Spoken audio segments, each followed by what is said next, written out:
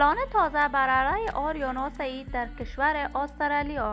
حمله مرگبار در کنسرت آریانا سعید.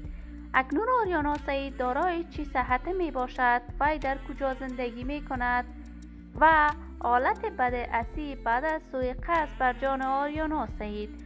من در این ویدیو پیرامون حقایق همین ماجرا خواهم پرداخت، پس در ادامه با کانال دنیا اینفو باشید.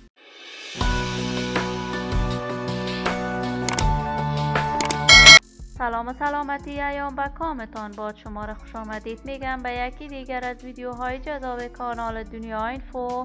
برای دوست شدن با این کانال علامت سابسکرایب را فشار دهید تا از ویدیوهای دیگر کانال دنیا اینفو هم آگاه شوید.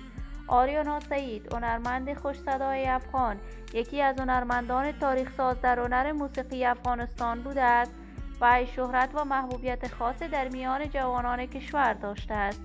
آریانا سعید علاقه‌مندان و منتقدان هنری خاصش را در سرتاسر افغانستان حتی خارج از مرزهای افغانستان دارد. آریانا کارهای هنریش همیشه ماندگار بوده است و مورد پسند و توجه علاقه‌مندانش قرار می‌گیرد. آریانا سعید با اسیب نامزدش در سوم عید سعید فطر به کشور استرالیا رفتند و قرار بود در کشور استرالیا و زیلند جدید کنسرت‌های پی در پیش را اجرا کند.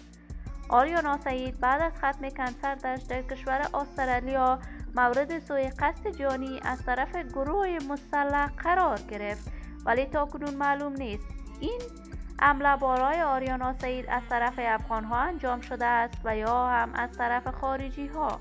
ولی آریانا سعید کاملا جان سالم دارد. ولی جالب اینجاست تاکنون این خبر از طرف آریانا سعید و اسیب سعید تایید نشده است، ولی من آرزوی خوشبختی، سعادت و موفقیت برای این هنرمند از بارگاه عزت الله یزال تمنا دارم. عزیزان و دوستان خوبم، شما هم نظریات نیکتان را در بخش کامنت با من شریک بسازید.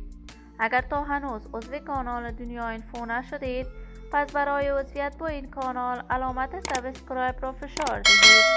صحت و سلامت برای شما نازنینان تمنا دارم. تا درودی دیگر امیدتان را به الله منان سپرده موفق و کامگار باشید.